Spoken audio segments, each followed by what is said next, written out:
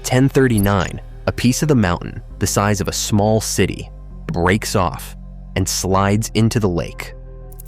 45 seconds later, a wave 250 meters high clears the top of the dam and drops into the valley below. It is a cool October evening in the Italian Alps. In the bars of a small mountain town called Longarone, men are watching a football match on television. Real Madrid against Glasgow Rangers. Children are already in bed. The streets are quiet.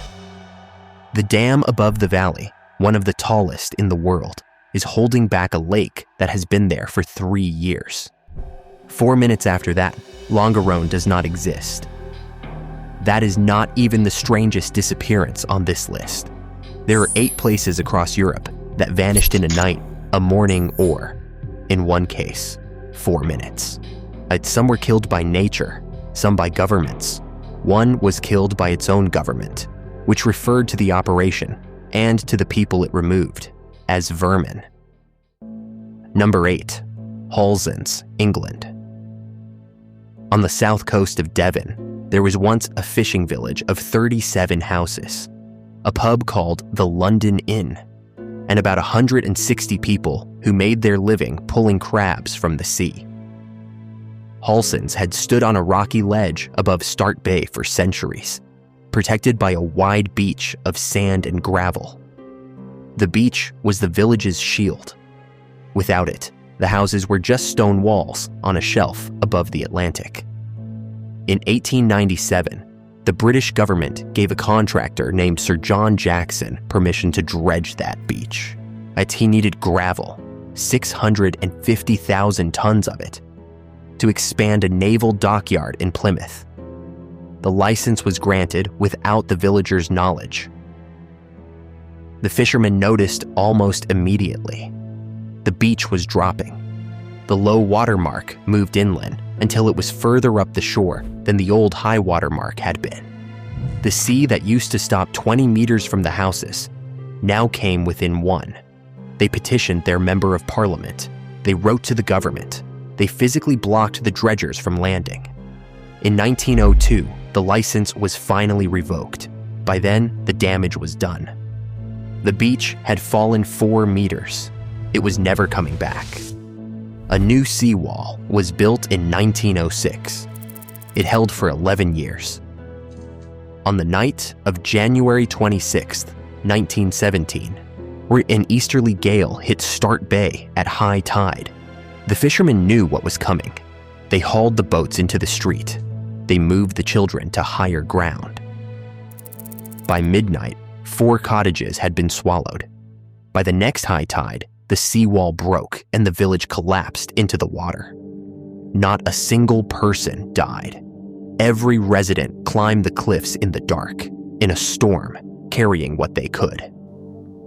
The headline in the local newspaper the next morning read, "The beach went to Devonport and the cottages went to the sea." The villagers fought for compensation for 7 years. The government's response, preserved in treasury files, described the fishermen of Hallsands as, and this is a direct quote, "past masters in squeezing." The government took their beach, the sea took their homes, and the government called them greedy for asking to be made whole. From a village the sea swallowed, to an island the British tried to blow off the map. Number 7, Helgoland, Germany. Helgoland is a red sandstone island in the North Sea, about 50 kilometers off the German coast. It is smaller than a square kilometer. For centuries, it was fought over by the Danes, the British, and the Germans, because whoever held Helgoland controlled access to Germany's major shipping lanes. During the Second World War, Germany turned the island into a fortress. Underground tunnels, coastal artillery, a submarine bunker.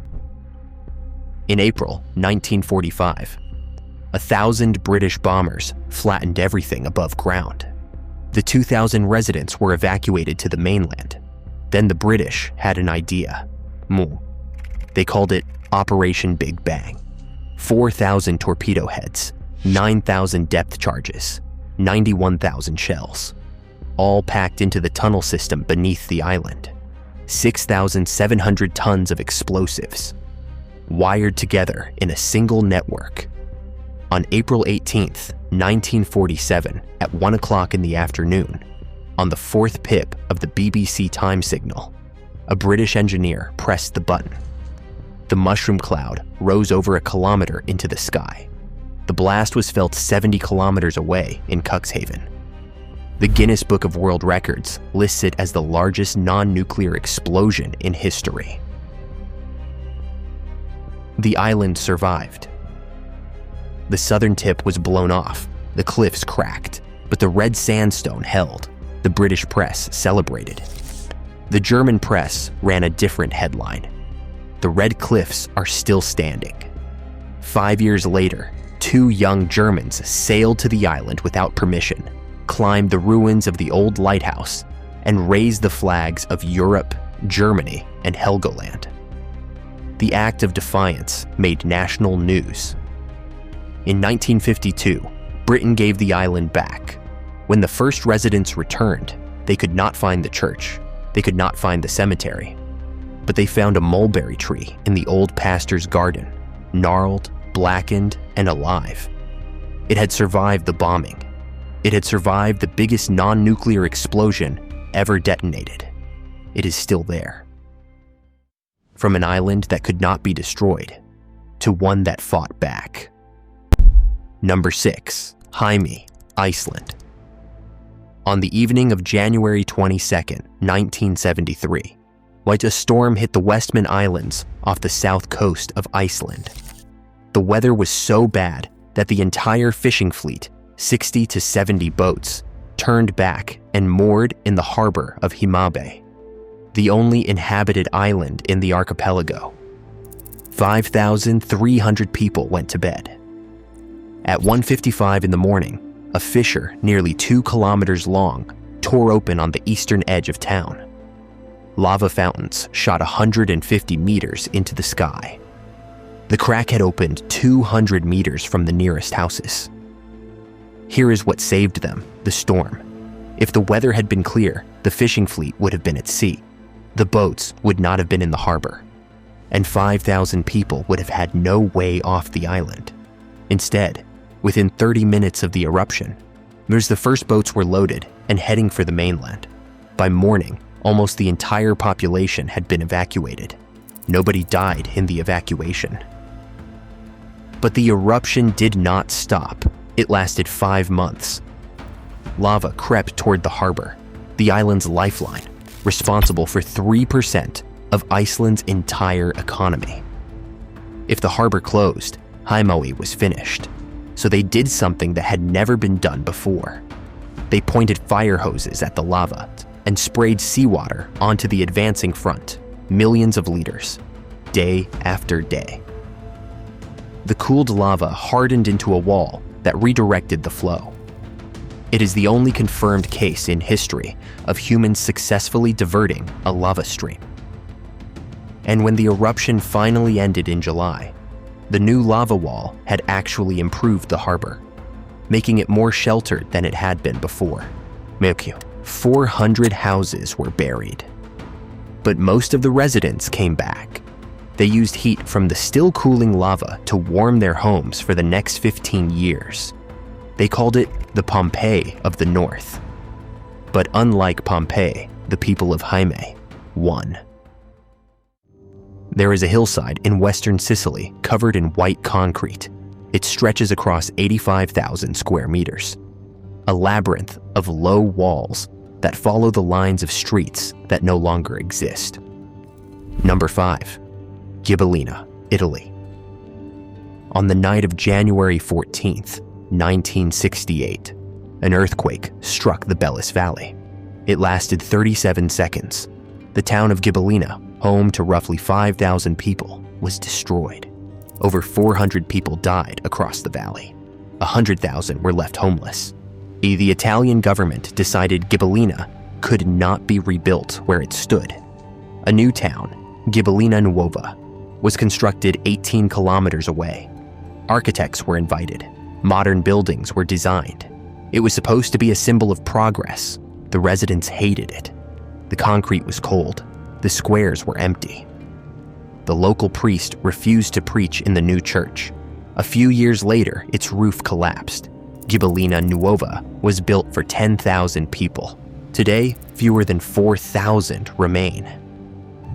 Then came Alberto Burri. He was one of Italy's most celebrated artists, and when the mayor invited him to create a piece for the new town, Burri refused. He asked to see the ruins instead. When he arrived at Old Gibellina, he nearly wept. And then he had an idea. He would pour concrete over the entire ruined town, and not to erase it, but to seal it. Every street would be preserved as a pathway between low white walls.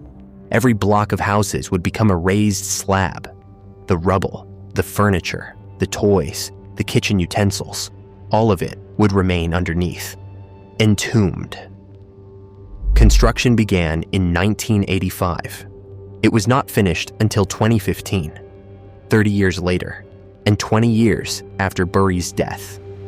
Today, you can walk the old streets of Gibellina. You follow the pathways between the concrete walls, roughly the height of a person. You are walking on top of the town. Underneath your feet are the crushed remains of homes that were standing 37 seconds before the earthquake. An artist poured a shroud over a dead town, and the town is still there. Under the concrete, under the silence, under your shoes. If you have made it this far, subscribe. It is free, and I promise you, number 4 is the one I did not want to write. Number 4, Lidice, Czech Republic. On the morning of May 27th, 1942, 2 Czechoslovak paratroopers ambushed Reinhard Heydrich, one of the most powerful men in the Third Reich, on a road outside Prague. Heydrich was the deputy head of the SS and the acting ruler of the occupied Czech lands. He died of his wounds 8 days later. The Nazis wanted revenge. They chose a village. Why Lidice?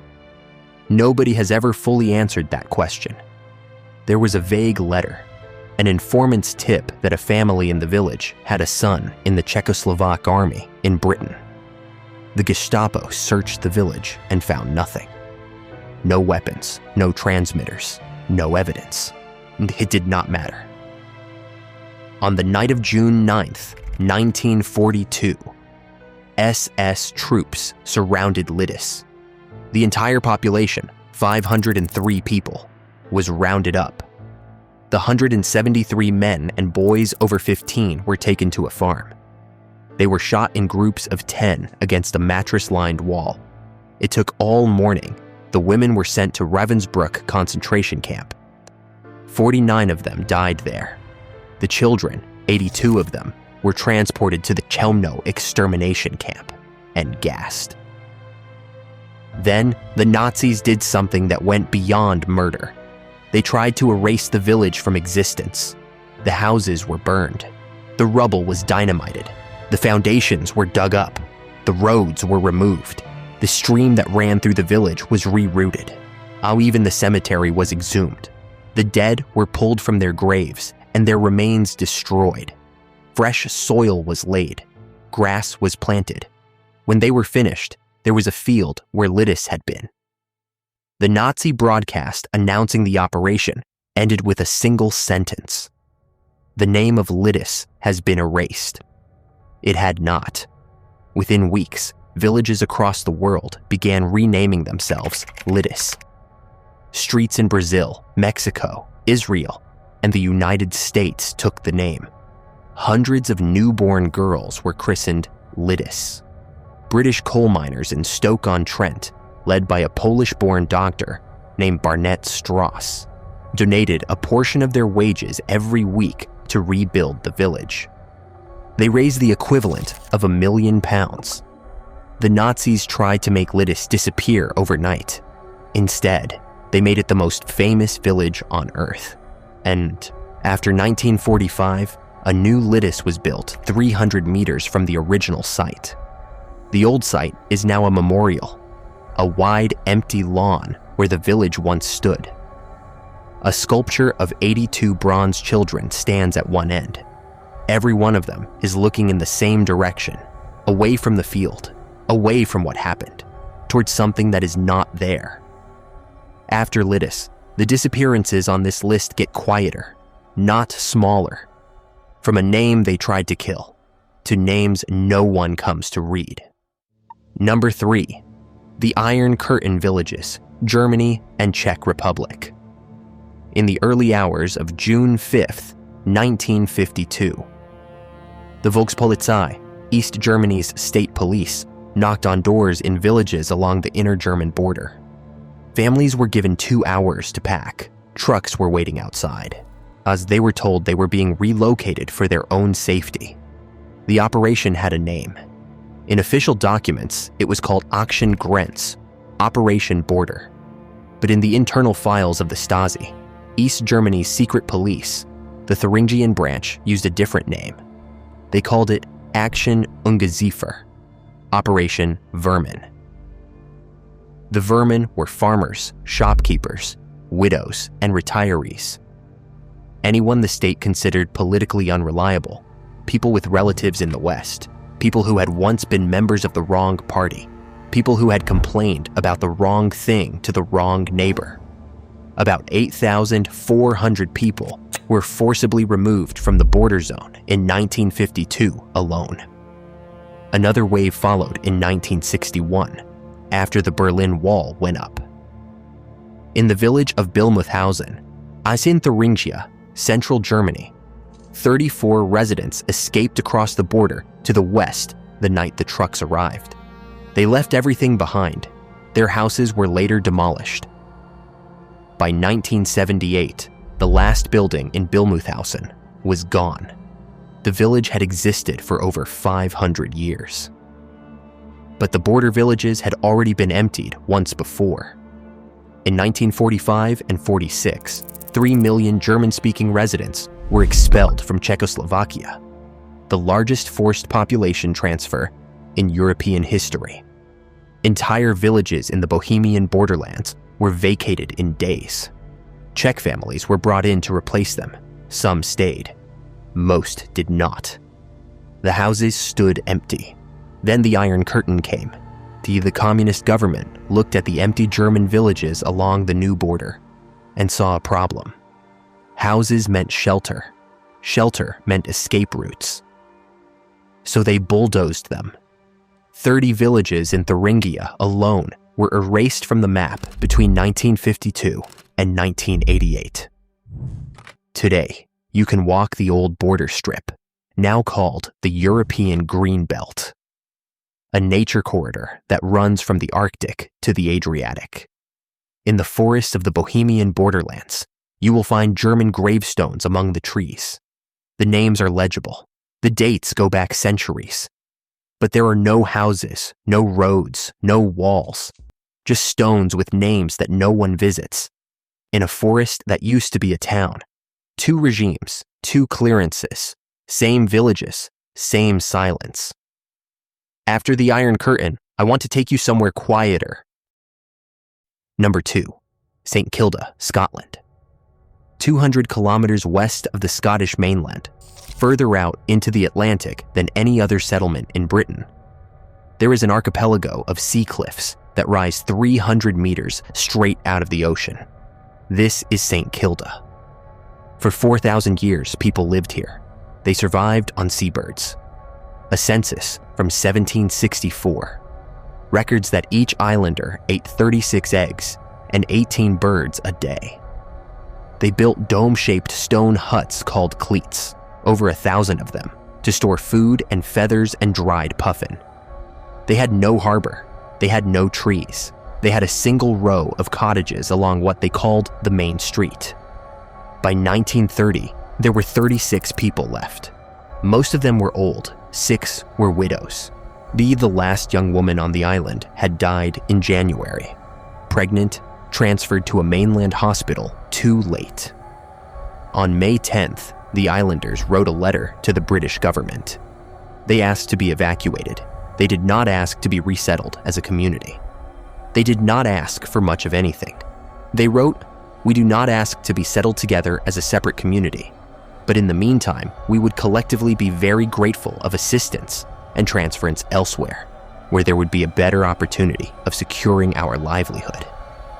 That is how 4,000 years of civilization ends, with a polite letter. On the morning of August the 29th, 1930, the HMS Harebell arrived at Village Bay. The sun rose out of a calm sea. The sky was blue. The islanders placed an open Bible and a small pile of oats on the table in each house. They locked every door. At 7 in the morning, they walked to the ship. As the island disappeared behind the horizon, they wept. The last native St Kilda was Rachel Johnson. She was 8 years old on the morning of the evacuation. She died in 2016 at the age of 93. There is one other detail.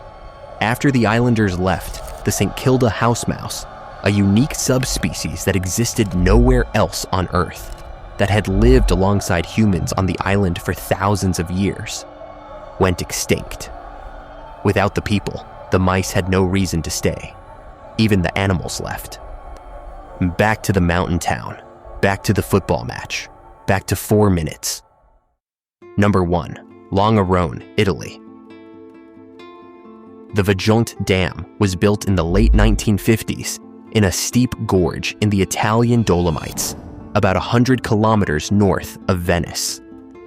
At 262 meters, it was one of the tallest dams in the world. The reservoir behind it was meant to power the industrialization of northeastern Italy. There was one problem. The mountain on the southern side of the reservoir, Monte Toc, was unstable. Geologists knew this. The energy company knew this.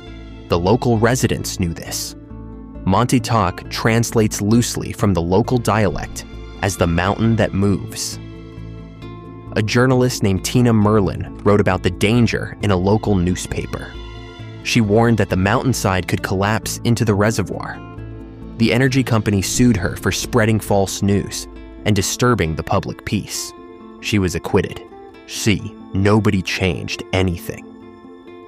Small landslides had been happening since the reservoir was first filled in 1960. Cracks appeared in the roads above the lake. In September 1963, the rate of movement on the mountainside accelerated. Engineers began lowering the water level, but too slowly and too late. On the evening of October 9th, 1963, the men of Longarone were in the bars watching the European Cup, Real Madrid versus Glasgow Rangers. At 10:39, 260 million cubic meters of rock, a mass nearly 2 kilometers wide and a kilometer deep, detached from Monte Toc and slid into the reservoir in 45 seconds. The water had nowhere to go, and 50 million cubic meters of it went over the top of the dam in a wave that reached 250 meters above the dam crest. It dropped into the valley below at the speed of a freight train. The wave hit Longarone at 10:43, 4 minutes after the landslide. The town was not damaged.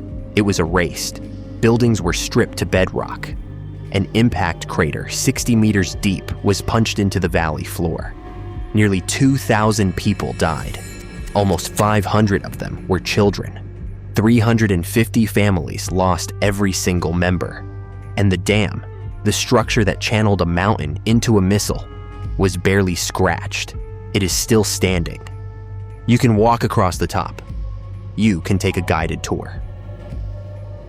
The energy company blamed nature. The courts blamed negligence. And the journalist who had warned everyone, who had been taken to court for telling the truth, was vindicated. But by then, Longarone was a cemetery. Today, a memorial church stands near the dam.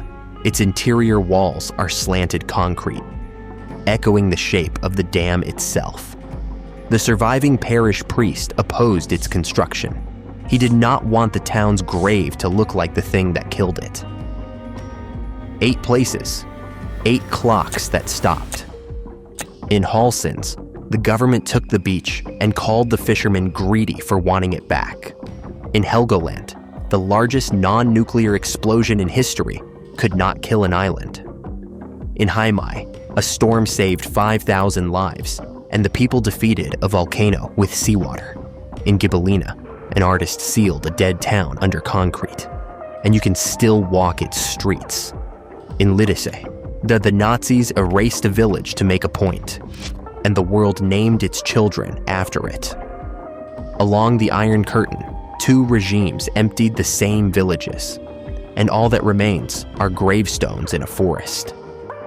In St Kilda, 36 people placed a Bible and oats on every table, locked every door, and walked away from 4,000 years. And in Longarone, a mountain fell into a lake, and 4 minutes later, a town was gone. And the dam that killed it is a tourist attraction. The next time someone tells you that a town takes decades to die, remind them that some places disappear between one heartbeat and the next. The only question is whether anyone is still alive to tell you what was there before. If this is the kind of story you want more of, subscribe. There are places in Europe that are far stranger than this, and I am just getting started.